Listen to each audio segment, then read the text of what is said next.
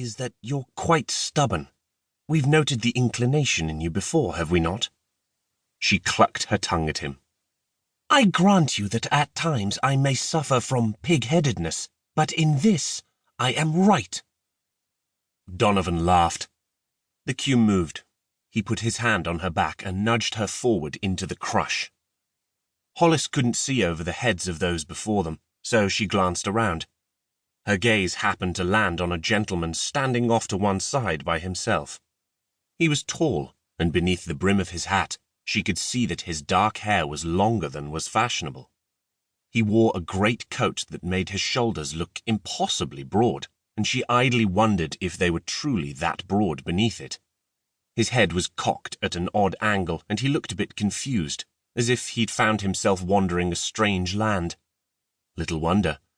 The line to enter the palace for the royal tea was ridiculously long, and the guards didn't seem to know what they were doing. Why were so many people invited to tea? The purpose, as Hollis understood it, was to set a conciliatory tone for the peace negotiations between Alucia and Westloria that would begin on Monday. Representatives of the two kingdoms had been invited to this make-nice tea, but were there really so many who needed the tone set for them? The confused man moved behind some other gentleman, and Hollis lost sight of him. She turned back to Donovan and her vexation. "You ought to have seen how smug Mr. Shoreham was. Entirely too confident in his place in this world and in what he clearly believes are his superior thinking skills because he is a man. I tell you, he is one of the most supercilious and ridiculous men in all of London." "Well, that's quite something, isn't it?" Donovan said. "There are an awful lot of men in London. A right proper feather in his cap." He stepped up to the guardhouse and handed Hollis's invitation to one of the guards.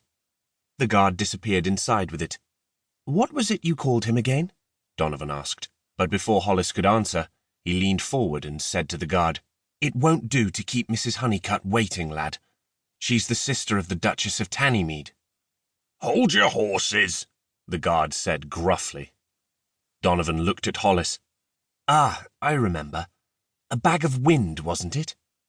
Hollis felt only a twinge of remorse about that.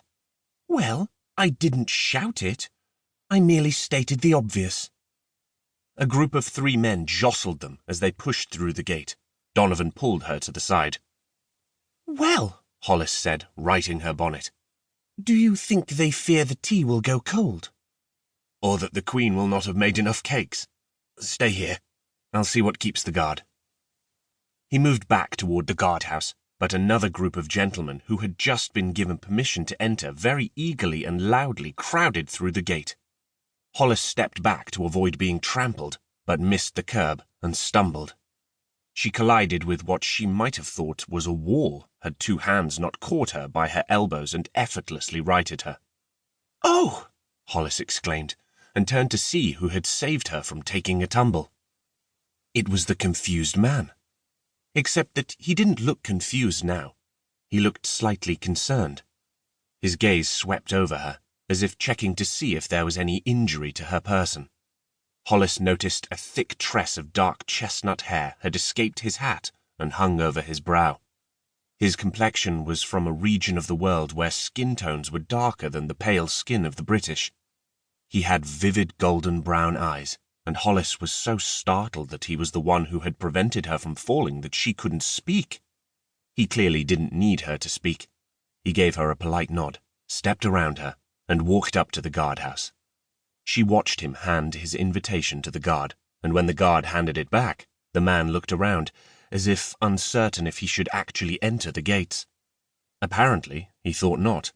He stuffed the invitation into his pocket, then walked in the opposite direction of the entrance, as if he'd meant to enter another palace and had just noticed he was at the wrong one. Donovan suddenly appeared in front of her. "All sorted, then. This way," he said, and led her into the crowd of gentlemen going through the gate. "You're to meet Mr. Bellingham just inside the courtyard." He showed the invitation to another guard who opened the gate. As Hollis stepped through, 2 more men elbowed past her. "Why are all these gentlemen here for tea?" Hollis asked as she and Donovan headed for the courtyard. "I didn't think gentlemen really..."